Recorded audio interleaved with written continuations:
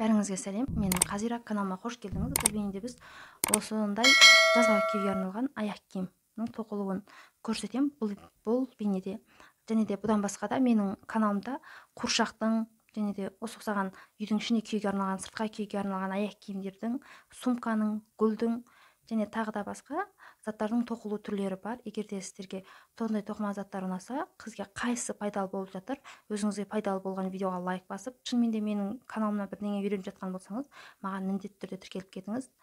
Алдағы уақытта одан да қызықты, одан да сізге ұнайтын бейнелер салып тұруға тырысамын. Және де менің тоқыған заттарымның ішінен сізге ұнап тапсырыс бергіңіз келгені болса, мен инстаграм парақшамнан сол видеоның болмаса фотосын түсіріп алып, видеодан маған сондай затқа заказ берем деп айтсаңыз, мен сіздердің тапсырыстарыңыз бойынша да сіздерге почта арқылы өзімнің тоқыған қолөнер заттарымды сіздерге жеткізе аламын. Бұны мен үйге киюге арналған аяқ киімнің табанына, яғни осы ұқсаған табанға тоқыдым, қондырдым. Бұны негізінен үйдің ішіне киюге арналған аяқ киім бар, осындай табаны қатты. Бұны негізінен сыртқа киюге де болады. Сыртқа киетін қылдырып аяқ киім тоқыса да болады. Бұның табаны жылы болады. Жылы өзім киіп көрдім. Бос ұқсаған үйдің ішіне киюге арналған аяқ киімдердің табаны жылы, және де базардан сатып алған табандарға қарағанда табаны тез бөлінбейді. Өзім бір жылдан аса уақыт бойы киіп жүрмін. Кәдімгідей табаны жылы, үсті емес, табанынан кәдімгідей жылу болады. Ал сатылып алынған аяқ киімдер аяқты терлетіп, әрбірден соң аяғың суланып түсіп тұрады ғой, ал бұда ондай болмайды екен. Өзім киіп көргеннен кейін айтып жатырмын. Ал кәдімгі кроссовкінің табандарына мен аяқ киім оны әлі кимедім өзім. Былай тоқып беріп жүрмін таныстарыма. Егер де сіздерге осындай заттар ұнаса, менің тоқығанымды кигіңіз келсе, инстаграм парақшам бар, соған жазылып маған заказ берсеңіздер болады. Мен мына жерінде екі түрлі жіппен жасадым. Бұл жерде баун, себебі сәл астына қара қоңыр қосқаным, мына жері қоңыр түсті болды, қара қоңыр. Соған сәйкестендіріп, мен мына бауына қоңыр түсті жіпті араластырып жасадым. Негізінен бұл жіп шұныр деп аталады. Мынау кішкентай шұныр жіп. Мына жерде қарасаңыздар, мына жерде синтетикалық жіп қатты. Бұның оралған түрлері де бар, ал бірақ бізде қазір сатылымда, Қазақстанда осындай түрі келеді. Былай анандай кәдімгідей оралып сатылған түрін мен оны әлі көрмедім. Осыны алып, осы ұқсап орап алып жасайды, тоқиды. Ал негізінде мына жіптің кәдімгідей оралып қойған түрлері де бар, бірақ олар қай жерде қалай, қаншаға сатылады, ол қанша аяқ киімге кетеді, мен білмедім. Мына жерден осындай бір емес, екі байлам жіп, екі байламы осы бір жұп аяқ киімге жетеді, осы ұқсаған екі байламы. Қазір мен тура сондай мынау екі байлам жіптен кішкене асу керек, себебі менде қазір біреуін тоқып болдым, бірақ сонда да бір байламы әлі біткен жоқ менде, себебі екі байламды да мен біреуге орай салдым да, анда екі бөлек болып жүрмесін деп. Менде қолданылған біз төрттік номерлі біз. Негізінен сіздерге айта кетейін, мен басында мына аяқ киімді мен 1,5 ілмек қылдырып тоқыған едім, 1,5 ілмек қылдырып, бірақ та негізінен сіздерге тоқыманы жаңадан бастаған болсаңыз, мына ұқсаған біз алғаныңыз дұрыс екен. Мына ұқсаған біздерінде неше түрлісі бар. Мына екі жақ шеті суырылып кетпейтін. Ал мына ұқсаған басы бөлек, сабы бөлектердікі, мынасы суырылып қалады екен. Мынасы суырылып, кеше тоқып жатқан кезде суырылып қалды. Қазіргі кезде бұның арасын ыстық клеймен клейлеп қайтадан бетіп көрем, бірақ негізінен қатты бір тартып, ондай бір күш келмеген жағдайда болады екен да. Ал негізінен тартсаң да андай жұмыстың ортасынан үзіліп қалмайтын осындай ілмек жақсы екен негізінен. Екі жақ шетінде де осындай бар. Мына ортасында екеуі бір-біріне үзіліп кетпейді, просто ортасына пластмасс қатырақ салған ғой, мынағанша екеуі бірге үзілмейді. Мен солай ойлап тұрмын, мынау жақсы. Ал негізінен бұл аяқ киімді қарасаңыздар, мына жерде өкшесінен белгілі бір ретпен былай қарай көтерілген, көтерілген, яғни ең соңында келген кезде мына ұқсап тұр. Мына ұқсап жарты өкшесіне ай жасап келіп тұр да. Ал бұл жерде біз сондай болдыру үшін, қазір мына жерден ай жасап келу үшін мөлшермен екі елі аламыз, яғни мына жерге келу керек. Мына жерге келу керек, яғни мына жерге болғанда ай жасап бізге толық келу керек. Ай жасап бізге толық келу керек болғанда бізде мына жер ай жасап толық келу керек. Біз бұл жерде мына жақ бетіне мына жерге келеді. Бұл жерде біз ай жасап толық келу керек, бірақ мына жерде қатар бізде 18 қатар, әр бір қатар өскен сайын артқа бір-бірізге жылжып отыр. Арт жағына бір қатар бір-бірден жылжып отыр. Біз мына жерден әр біріне келген кезде бір-бірінен 3-тен тоқимыз. Демек біз 3, 6, 18 мына жерге келген кезде мына екі елі мына жерден қалдырсақ, 1, 2, 3, 4, 5, 6. Бізде 6. Яғни мына жерден мында келіп тұр. Біз мына жерден бастаймыз. Екі елі қалдырдық қой. Мына жерден міне екі елі былай қалдырдық. Демек мына жерден бастап 6. 1, 2, 3, 4, 5, 6. 6 ілмек болды. Осы жерге келеміз. Осы жерге келемізде мына жағына былай қарай тоқимыз. Мына жерден салыстырып алайық. Мына жерге дейін келіп тұр екен.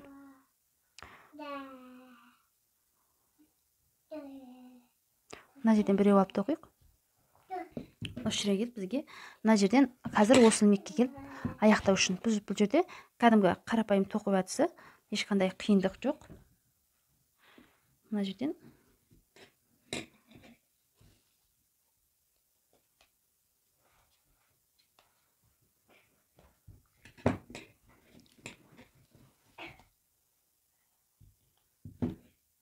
екіншісіне келеміз. Екіншісіне келдім, бірден анда жағынан бекітіп алдым да екінші ілмекке келдім. Бұл жерден әрбіріне 3-тен тоқимыз. Әрбір сары ілмекке 3-тен тоқып шығамыз.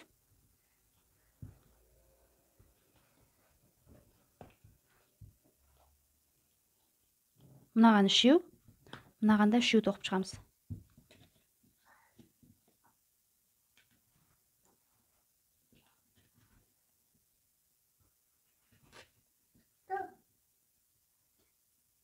Екеу, 3. Мынағанда 3 тоқып шығамыз.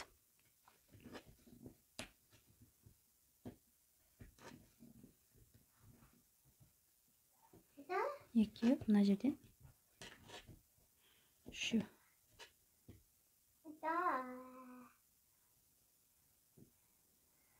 Әрбіріне 3-тен тоқып келеміз да. Қазір мына имектелген жер бар ғой, мына имектелген жер тура мына жермен мына екі жерге келген кезде 4-тен тоқимыз, өйткені бұл сәл имектеліп келеді. Қазір ол жерге келгенде көрсетемін. Яғни бұл жерден әрбір мына ұқсаған ізден 3-тен тоқимыз, мына 3-тен, мына жерден 3-тен тоқимыз. Қазір мына жерге дейін 3-тен тоқып келдім. Дәл мына бұрмаға келген кезде мен бұл жерге 4-тен тоқимын. Тек осы жерге ғана 4-те тоқимын. Осыған және осының қарсы жақ бетіне келген кезде мен 4-те тоқимын. 1, 2, 3, 4.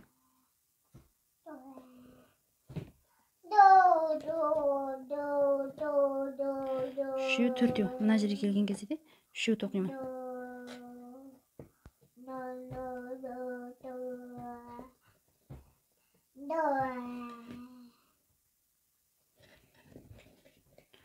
Мына жерге келгенде де 3.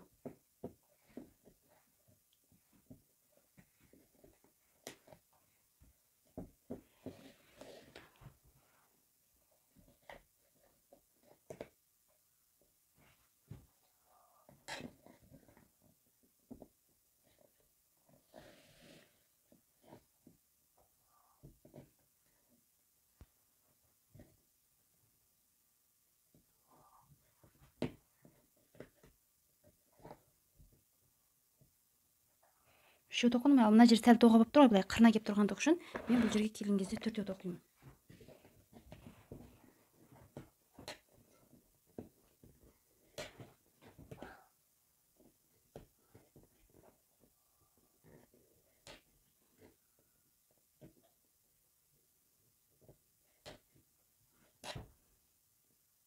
Мына екі жақ шетіндегі мына доға бар ғой, доға нақыстап дөң болып тұратын жер, нақыстап тұратын жер, сол жерге келген кезде 4-те тоқыдым.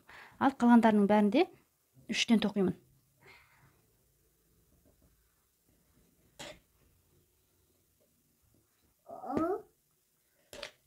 Енді тура осылай 3-тен айдандырып, мына жерге дейін тоқып шығамыз.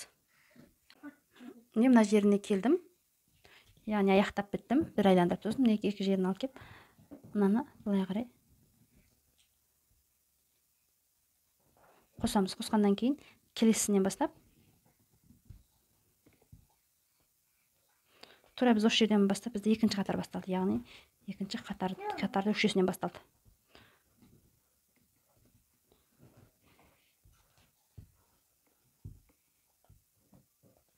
Тура сол екінші қатар тура осылай тоқып келіп отыр. Мына жақ тұсын алып кеп тоқтатамыз. Мынадан былай айландырып отырып, мына жерге алып кеп тоқтатамыз. Өкшесінің екінші қатарын аяқтап келдім. Жалпы бұл екінші қатар тоқылып келсем, міне екеуі бірдей болып тұр мына жерде. Екеуі бірдей болып тұр, сосын мынаны былай қарай бері қарай алып келем де. Мына жерден түйіп байлайым.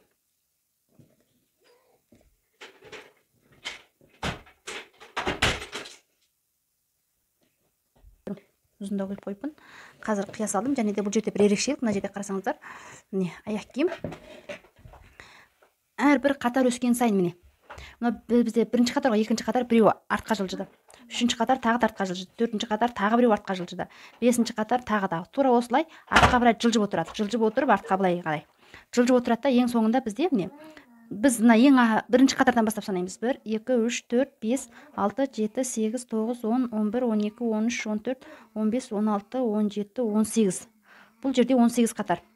18 қатар болды міне. 19-шы қатарды қарасаңыздар, мынау мынаның жалғасы. 19-шы қатар мынаның жалғасы. Біз мына жерде 18 қатар тоқып аламыз. 18 қатар өкшесі болып шығады. 18 қатар өкшесі болғаннан кейін, сосын кейін былай айландырып 3 қатар тоқып аламыз. Мына жерде 3 қатар тоқып аламыз. 3 қатар тоқып болған кезде мына жеріндегі санақтар саны 4-еу болады. Қарасаңыздар 1 2 3 4-еу. Осы 4-еу болады. Біз мына жақ бірінші қатар ғой, одан кейін үстінен 3-еу тоқыдық, 4-еу болады. Одан кейін мынаны тоқимыз. Мына төбесін тоқимыз. Одан кейін барып мына шететіндегі безендірілген гүлдерін тоқимыз. Сонда біз қазір мына жерде қайта мына әкеме келетін болсақ, қазір біз мына жерде бізде мына бірінші қатар, екінші қатар болды ғой. Үшінші қатар мына жерге, төртінші қатар мына жерге, бесінші қатар, алтыншы, жетінші, сегізінші, тоғызыншы, 10-шы, 11-ші, 12-ші, 13, 14, 15, 16, 17, 18. 18-ші қатар болып қысқарып бізге мына жерге келу керек. Мына жерге келген кезде біз бұл жерде басты мақсат 18-ші қатардың аяқталуы керек болған басты мақсат доға жасап келсе болды. Мына жерден 1,5 2 елі. Осыдан артық болып кетуге болмайды. 1,5 2 елдей мына жерге доға жасап аяқталу керек 18-ші қатарымыз. Егер де сізде бір-бірден ашып жатқан кезде 18-ші қатар мына жерге тоқтап қалса, онда болмайды. Онда 1-2-ге артық аттатып, жалпы 18 қатар былай қолыңызбен болады. Болмаса былай бас бармағыңызбен былай келесіз. Кеңташ бір бас бармақ тұрған жерден мына жерге дейін келсе болды бізде. Яғни 1 2 3 үшеуді төртеу. Төртеу негізінен. Төртеу болмаса егер қатты болып кетсе үшеу. Мына жерде мендегі соңғы 18-ші қатардың келген жері менде мына жер. Мына жер міне. Менде 4-ші қатар кепті. Мына жерде қарасаңыздар, мынаның айландырылғанымен қосылып келіп тұр, мына қатар. Менде мына жерден сонда былай. Яғни сіздерге түсінікті деп айта алдым деп ойлаймын. Әрбір қатар өскен сайын артқа екі жақ шетінен бір-біреуге артқа жылжып отырады. Мына жерде мына бірінші қатар болды, мына екінші қатар, үшінші қатар мына жерге, төртінші қатар мына жерге. Яғни мен мына жерден қазір екінші, үшінші қатарды алып көрсетейін. Менде үшінші қатар, мынау бірінші қатар. Мына біз екінші қатар, мен үшінші қатар мына жерден аламын.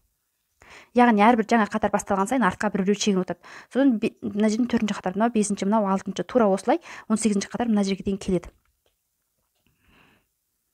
Мынау бірінші қатар, екінші қатар, менде үшінші қатар мына жерден аламын.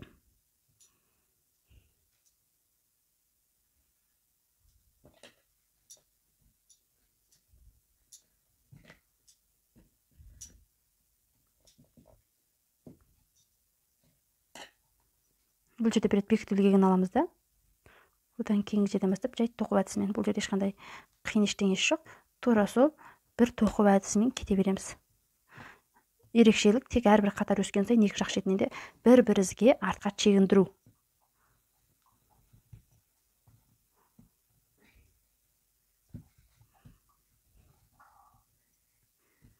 Тура осылай мынаның тұсына келген кезде, мына жақ тұсына келген кезде, мына жақ жағын және ұқсап қиып алып тастаймыз. Тура осылай 18 қатар тоқып шығамыз. Әрбір қатар өскендікке алып, мына жерден қазір мен екінші қатар, үшінші, төртінші қатарды мына жерден аламын. Мына жерден аламын қазір. Одан кейінгі бесінші қатарды мына жерден, алтыншы қатарды мына жерден, жетінші қатарды мына жерден. Яғни бір-бір қатар өскен сайын былай артына шегеріп отырады. Мен бұл жерде 15 қатар тоқыдым, мына жерде. Міне 1 2 1 2 3 4 5 6 7 8 9 10 11 12 13 14, мына 15-ші қатар. Мына жерде қарасаңыздар, міне әрбір қатар сайын міне. Әрбір қатар сайын мына жерде алдына қарай мына жақтың үстінде, мынаның үстінде, мынаның үстінде, мынаның үстінде, тура осылай бір қатар өскен сайын артына бір ізге жылжып отырады арт жағына. Біз бірақ 15-ші қатарға келген кезде сәл тарылту бөлмеген жасаймыз, себебі адамның өкше жағы келген кезде тобықтан кейін артқы жағы сәл тартылып тұрады ғой. Соған сәйкестендіріп, әмбесінде өкше шығып кетпеу мақсатында бұл жерден тарылту. Міне мына жерден тарттық қой. Одан кейін келесінен мына жерінен тартып, үшеуінен бірге өткіземіз.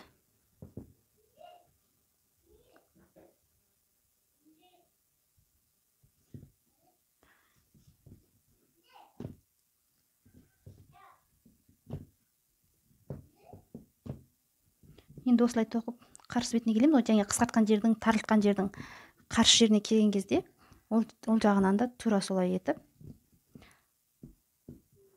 тарылтамыз. Одан кейін бұл 15-ші қатар аяқтадық қой. Аяқтағаннан кейін енді 3 қатар қалды. 3 қатарда тура солай. Ешқандай өзгеріс жоқ.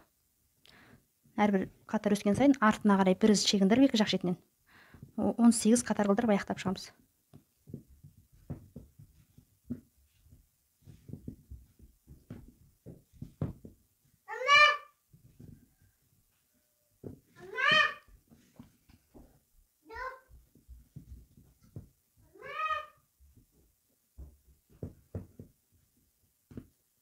Мына жағына келгенде де мынадан біреуін өреміз. Және де мына қарасаңыздар екеу ғой, екеуін тек біреуіне ғана өткіземіз. Міне екеуіне міне біреуіне ғана өткіземіз. Міне біреуіне ғана өткізіп, сосын ілмек бізде үшеуіне біреуге өткіземіз.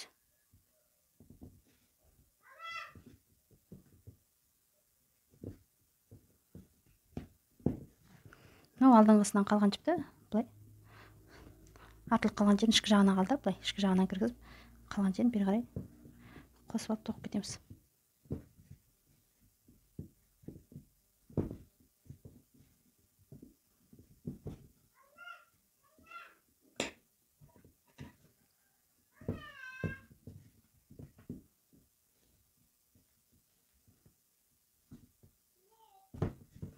Соңғысын аяқтаған кезде мына екеу ғой, міне екеу болды, мына екеуінен былай қарай біреуін өткізіп аламыз. Біреу болды ғой бізде. Қайтада мына біреуді алып, мына біреуден өткізіп аламыз. Сонда мына жақта біреу болды. Енді бұдан алып кеп мына жіпті өткіземіз. Бұдан алып кеп мына жіпті өткізіп арасынан былай тартамыз. Тартамыз мына жерде. Сосын мына жіпті былай қиып тастаймыз да. Сосын ана жағынан келген кезде мына жіпті былай қарай қосып алып тоқып кетеміз.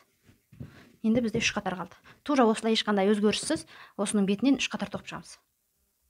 Міне мына жерде 18 қатар тоқып болды. Мен 18 қатар мына жерден санасақ, міне 1, 2, 3, 4, 5, 6, 7, 8, 9, 10, 11, 12, 13, 14, 15, 16, 17, 18. 18 қатар тоқып болдық. Біз демек мына жерде өкшесін ғана тоқып болдық, мына. Енді біз мына жерден былай қарай 3 қатар тоқимыз. Мына жерде 1, 2, 3, 4 болып тұр, бұл. Өйткені мынаның астында бір қатары бар бұл жерде. Мына алып оның ұсын біз қайталап 3 қатар тоқып шығамыз. Ешқандай өзгеріссіз. Тура сол өкшесін қалай тоқыдық, тура сол сияқты тоқу әдісімен айландырып 3 қатар тоқып шығамыз. Мынадан бері қарай түсеміз. Бұл жерде бір айтарлықтай бір ереже, онда ештеңе жоқ. Мына жерден түйіп бекіткендіктен мына жағына кішкене тоқу ілмек біздің кіруі сәл қиындау болады, бірақ тура сол осылай айландырып мына жағы кетіріп отыр ғой, кішкене міне бұрышталғандары бар, қарасаңыздар, міне бұрыш 90 градус бұрыш болып тұр да бұл жерде. Сол бұрышын сәл жасырыңқырап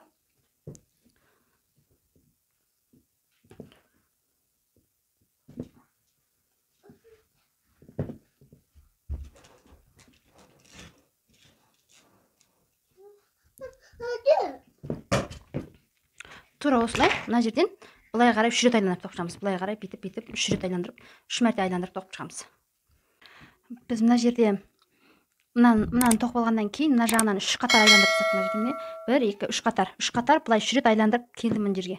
Мен негізі мына жерден бастағанбыз, мына жақтан бастағанбыз, бірақ мына жерге бергі жағынан аяқтадық. Мына жерден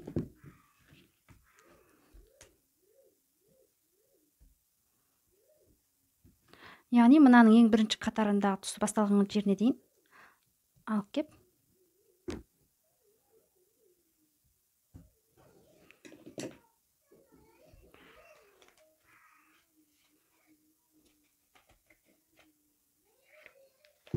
осы жерден жіпті аяқтадым. Енді мына үстіңгі жағын тоқимыз, мына жерін. Енді мына жерді тоқимыз. Сосын кейін мына шетіндегі әдемі форма ретінде келтірген гүлін тоқитын боламыз. Одан кейін барып мына бауын тоқимыз.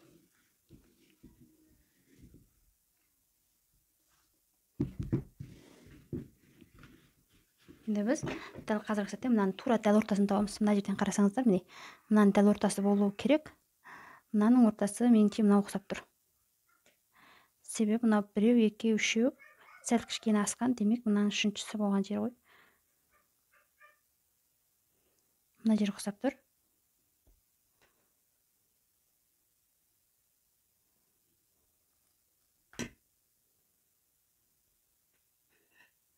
не былай болады, мына жерден алдық қой.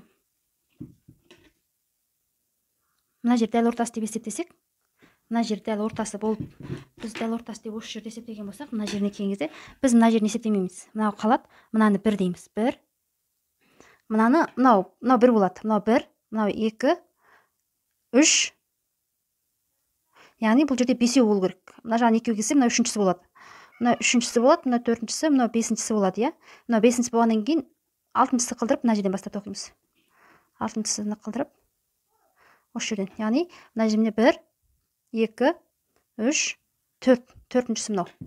4-шісін алып келдік.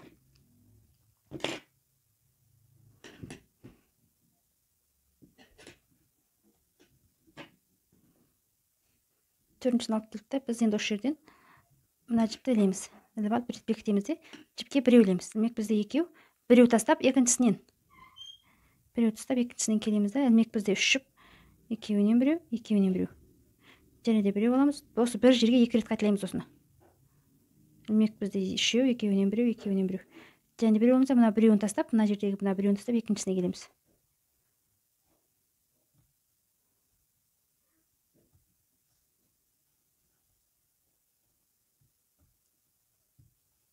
Одан кейін мына біреуді тастап, мына жағына келеміз. Сонда бізде қазір осы 2 таяқшалы жұптан 5 жұп жасауымыз керек. 2 таяқшалы жұптан 5.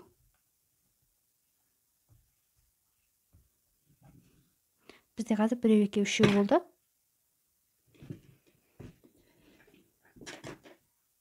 Мына жеріне біреуін тастап, одан кейінгісіне.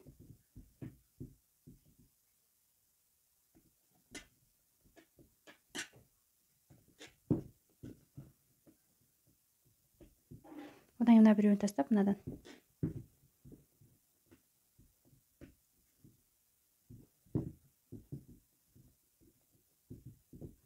Бізде қазір кезде 1, 2, 3, 4, 5. 5 жасадық. 5-ден кейін ана арғы жағындағы қысап, мына жердегі мына біреуін тастап, бергі жағын алып кеп бекітеміз.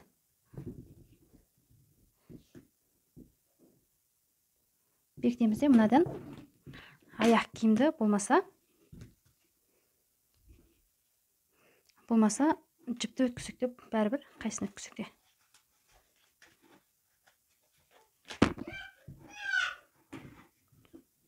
Мына жерде мен аяқ киімді өткізіп жатырмын.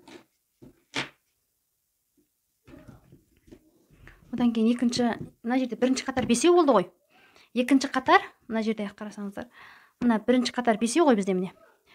1, 2, 3, 4, 5, одан кейін қатар 1, 2, 3, 4, 5, 6 болады. Одан кейін қатар 1, 2, 3, 4, 5, 6, 7 болады. Одан кейін қатар сөйтіп әрбір қатар өскен сайын бізде қатар саны өсіп отырады. Тура осылай. Мен 14 қатар оқыдым. Бұның 14 қатар екенін қалай білдіңіз дегенде, мынадан былай қарай тура саналады. 1, 2, 3, 4, 5, 6, 7, 8, 9, 10, 11, 12, 13, 14. 14-ші қатардан кейін барып, мына жерге гүлді тоқыдық біз. Жарты жапырақ гүл формасын жасадық. Мына жеріне келгенде біз ең бастапқы кезеңінде, ең бастапқы 1, 2, 3 ба, сондай қатарды мына жердегі теңестірілгенге дейін негізінде былай жақын аламыз, бір-бірден аламыз. Бастапқы 1, біз қазір 14 оқимыз ғой, бастапқы 1, 4-еуін, 5-еуін. Осылай арасына мына бір көз тастап аламыз. Ал одан кейінгілерін мына жерде қарасаңдар, міне қатты былай жылжып кетпеген, сонда да кішкене сәл былай қарай алдыға жылжыған. Мына жер міне сәл былай қарай алдыға жылжығанда, сол үшін мына қатар саны былай қарай бітуге таяған кезде бізде мына екеуінің бітіскен жері мына жер міне. Мына сарыға келіп былай қарай көбейту тәрізді былай төтесіне мынаны басып аяқтау керек. Біз сол үшін мына жерде бітіп қалса, онда біздікі дұрыс болмай қалады. Сол үшін сәл 1-2-ге аттатып, соңынан келе 3-тен 4, біз қазір 1 аттатып жатырмық, одан кейінгісіне 2 аттатып, үшіншісінен 2 аттатып, үшіншісінен 2 аттатып, үшіншісінен солай жасап, мына сарымен сарға сәйкестендіреміз. Өйткені бәрі мына жер жиі болып, мынаның арасында көздері көрінбей қалмас үшін. Әмбесінде мына келген кезде аяқтың формасы осылай шығуы керек. Біз қазір мына жердегі мына жіп екеуінің арасында бірдей болып қалу керек. Мына жерде міне бекіттім. Бекіткеннен кейін енді мына жақ шетінен аламыз. Және біз біреу тастадық қой, мына жеріне бір із тастап бекіттік қой. Сол бір із тастап бекіткен жерден аламыз.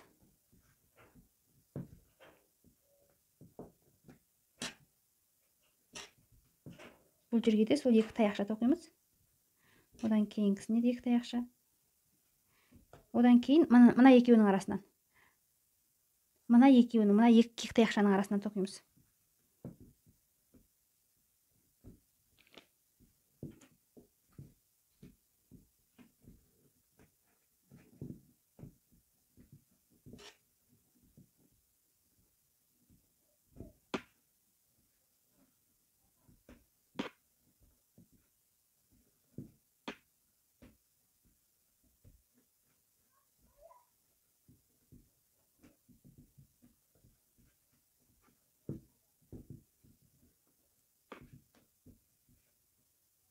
мына жақ шетіне де келген кезде, мына жақ бекіткен кезде бір ортасына бір көз тастадық қой, мынамен мына екеуінің арасынан соңғы жұп таяқшамен астындағы бекітілген екеуінің арасынан аламыз соңғы екі таяқшаны. Екі жақ шетінен де солай аламыз.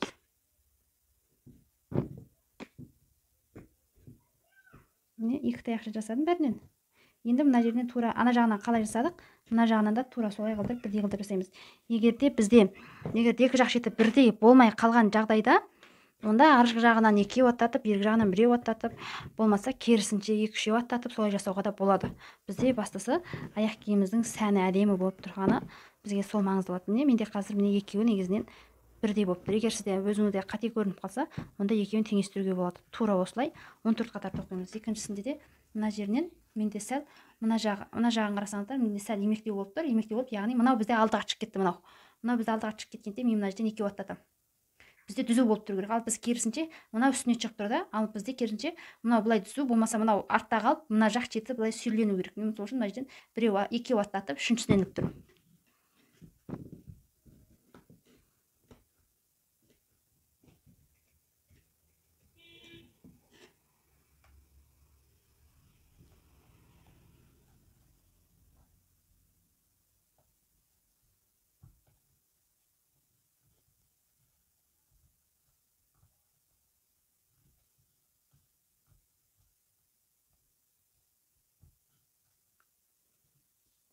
Мына жақ шетіне де келген кезде біз және біреу екеу аттатып үшіншісіне істедік қой. Мына жерде біреу екеу аттатып,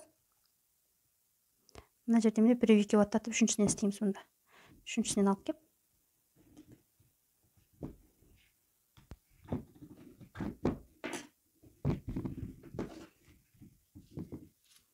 егер де қандай да бір түсінбеген сұрақтарыңыз болса, пікір алаңына қалдырып кетсеңіздер, мен міндетті түрде жауап беремін. Егер де менің көп сұрақтарым бар десеңіз, онда Instagram парақшам бар, YouTube каналымнан іздесеңіз.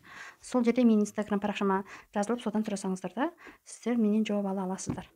Міне тура осылай екі жақ шетін теңестіріп отырып, біз аяқ киімді 14 қатар үстіңгі бетін тоқып шығамыз. Енді қалған жерлерінде айтарлықтай бір қатты бір өзгешелік болмайды.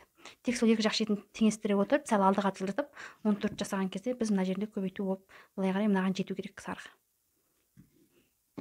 Мына жерінде 14 қатар тоқып болды. Мен 14 қатар тоқып, мына жерге келіп аяқтадым. Мына жерде қарасаңыздар, мына жерден міне мынау қатар мына жерге мына сарға ілініп барып аяқталған, сармен аяққасып барып аяқталған. Және де мына шетінде енді гүлдерді тоқимыз, безендіру мақсатында. Безендіру мақсатында гүлдерді, сосын кейін мына байлайтын бауын тоқитын боламыз, жібін. Мына жерде біз келгеннен кейін ешқандай жерден ешқандай жіп ештеңе үзбейміз. Осы жерден кері жалғастыра береміз. Негізінен мына жіпті андай оттықпен күйгізіп тастаған дұрыс, себебі мына от жіп тез сетінеп кетеді, тез сөгіліп кетеді. Егер сіз оттықпен күйгізбеймін десеңіз, онда тезірек тоқып тастаған дұрыс. Қосымша екі жағын бірдей қылдырып әйтпесе сетінеп сіздің тоққан жеріңізде сөгіліп кету ықтималдылығы бар. Бұл жіп сондай тез сөгілетін жіп болғандықтан мына жерден кейін мына жерден екеу тастап, қай жерге дейін созылып келеді, сол жерге дейін созып аламыз да, мына жерден мен біреу, екеу, үшеу. Мына жерде гүл қай жерден басталыпты дегенде, мына жерден, яғни мен қанша тоққа мына жерден бастапқысында біреу, екеу, үшеу, төртеу тоқып, бесіншісінен бастаптым. Мен дәл қазір мына жерден қанша тоқыдым? Үшеу,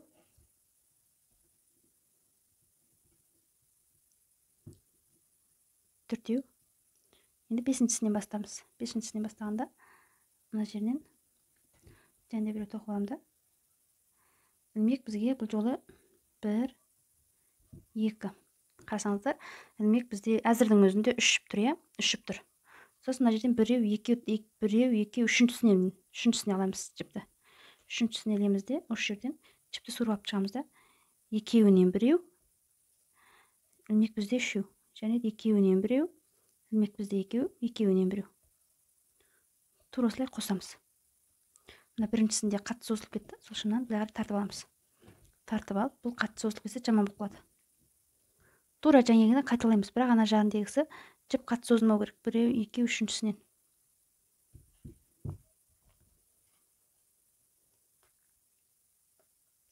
Екеу,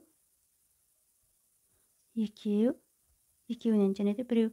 Екеулеміз, ілмек бізде 3 жіп. Одан кейін астына түс. Және сол бір жерге, бәрін бір жерге тоқимыз. Екеу, 2 және 2 және де былай 2 ораймыз, ілмек бізде 3 жіп.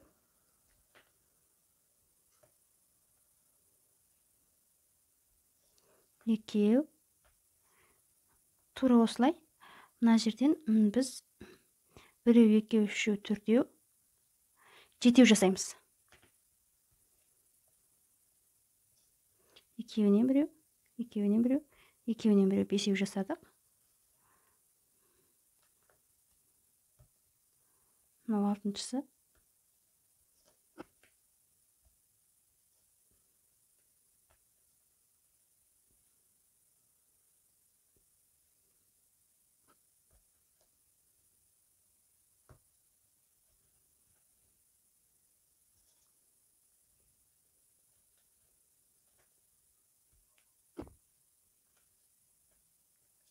Сосын кейін мына жерден біреу, екеу тастап, үшіншісінен тура ана жағын қалай бастадық? Үшіншісінен бастадық қой, мына жағында тура солай үшіншісінен алып кеп,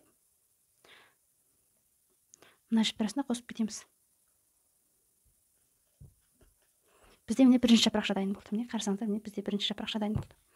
Осы жерден және де тура осы қайталана береді.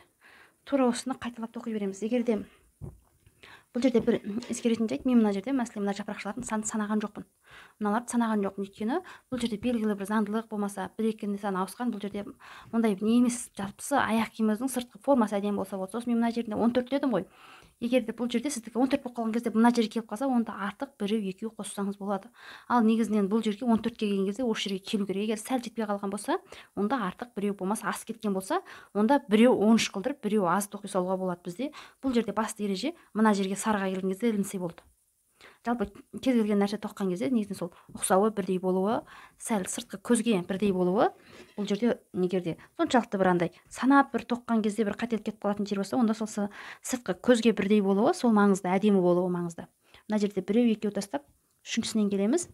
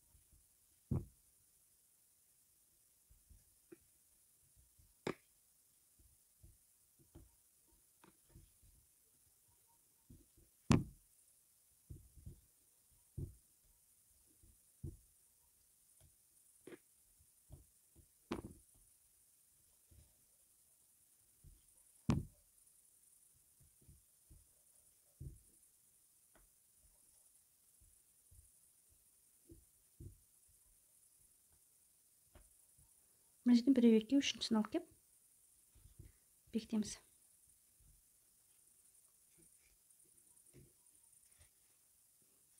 Бізде мына жерде қарасаңыздар, мына ұқсаған жапырақ пайда болады.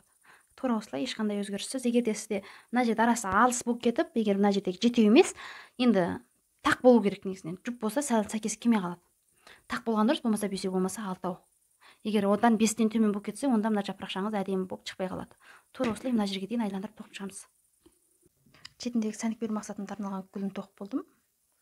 Аяқ киімнің негізгі бейнесі осындай болып шығады, бірақ мына жеріне біз андай нетен байлап қою үшін балтырдан аяқ мойнынан осындай бау тоққанбыз. Бұл баудың қалай тоқылғандығын мен мына ұқсаған қасына мынандай түсті бау қостым, өйткені мынаның сәйкесімен, мына табанмен, мына жерінде қоңыр түспен сәйкес келеді. Сосын кейін солай жасадым. Екеуін бірдей алып біріктіріп аламыз. Және де бұны сөгіліп кетпес үшін оттықпен кішкене күйдіріп қойған дұрыс. Тарқатылып кетеді.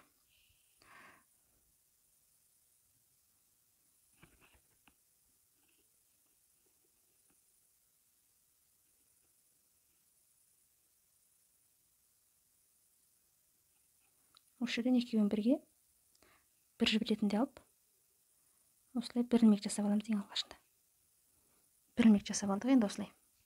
Сосын кейін мына жіп мына жағында тұрады. Қоңыр жіпті бергі жағына қойып, қою қоңыр түсті жіпті мынаны былай ұстаймыз.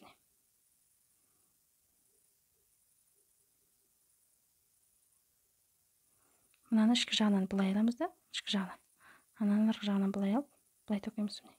Мынаны ішкі жағынан былай, сосын тура сол ішкі жағынан ана жіпті екеуінен бірге өткіземіз.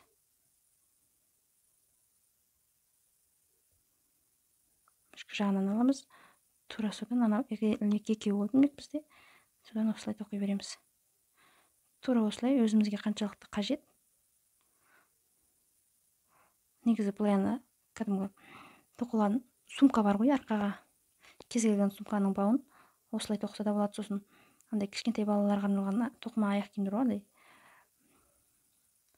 Атын ұмытып қалдым. Ана нәрестелерге кішкентай аяғын баспаған кішкентай балаларға тоқылатын аяқ киімдер бар ғой. Соның бауында осылай тоқса болады. Жалпы кез келген осындай тоқымаға егер сізге жұмыр бау керек болса, осылай тоқып атса ең дұрыс. Себебі бұл бау ретінде созылады. Сіз қанша қысқа қылып тоқып қойғаныңызбен жететіндей қылып тоқсаңыз болады. Уайымдамаңыз, бұл жерде бұл созылып жетеді де ары қарай тартып күрмеп байлауға. Тура осылай енді өзімізге қаншалықты қажет соншалықты ұзындықта тоқып аламыз. Мына жерде міне соңғы рет мына ұқсап тоқып болғаннан кейін біз бағанда мына ұқсап тоқып келдік. Мына ішкі жағына, сосын сыртқы жағына. Былай тоқып келе жатырмыз ғой. Енді мынаны былай қарай алып, және мынаны мына жерден екеуіне үзіп тастайық бірінші.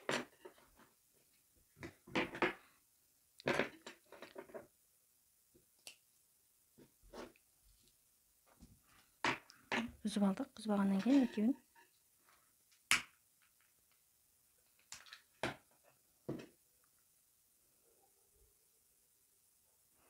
мынаның арасынан мына қараны өткіземіз. Міне болды. Бізде дайын болды. Енді бұны біз қалай өткіземіз дегенде, мынаның белгілі бір формасы бар. Мына жағын қарасаңыздар, бұл бір жағы қара, бір жағы қоңыр болып келеді. Біз мына жақ шетін үстіне қаратыппыз. Демек, тура дәл ортасын тауып аламыз. Мынаны жіптің дәл ортасын таптым. Міне қарасаңыздар, бұл жіп былай созылады. Бау болғанға жақсы осылай тоқыған әдіс. Мынау үстіне қарайды.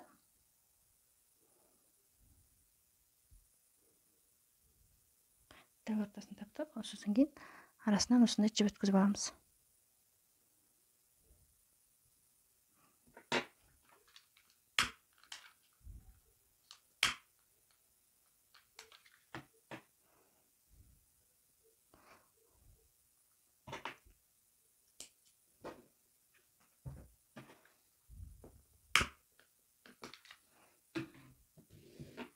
Енді дәл осы жерден былай қарай, мына жағы сыртына қарау керек, мына жақ ішіне қарау керек. Былай қарай бекітеміз. Мынаның дәл арт жағын тауып аламыз. Бұның бұл аяқ киімнің дәл арты мына жер екен.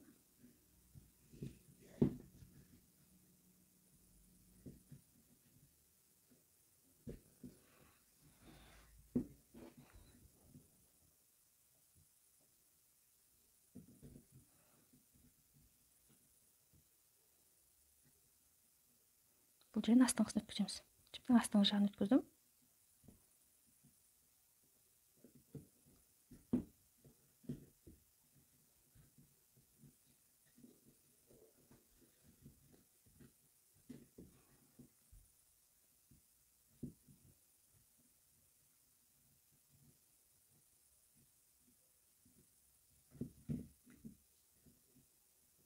Енді дәл осының үстіңгі жағынан бір із тастап, үстіңгі жағынан өткіземіз ілмек бізді. Осы жерден екінші жібін алып шығамыз.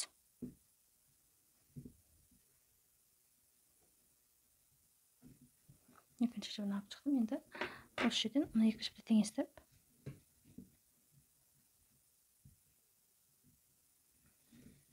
осы жерден осы екі жіпті теңестіріп, былай қарай мына жерден байлаймыз. Байлаған кезде бұл жерден қатты дөңгілдеп байлап тастамаңыздар, себебі тура өкшеге келетін болғандықтан киген адам аяғына батуы мүмкін. Сол үшін батпайтындай етіп екіге байлаймыз да.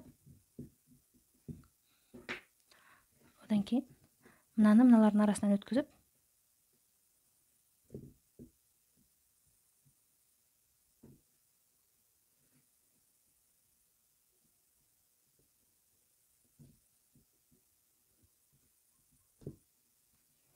жасырып тастағанымыз дұрыс, былай қарай.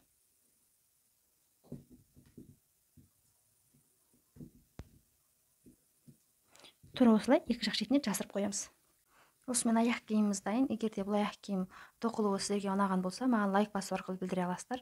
Егер де қандай да бір сұрақтарыңыз болса, болмаса түсінбеген жерлеріңіз болса, пікір алаңына қалдырсаңыздар, болмаса сол жерде мен Instagram парақшамды қалдырамын.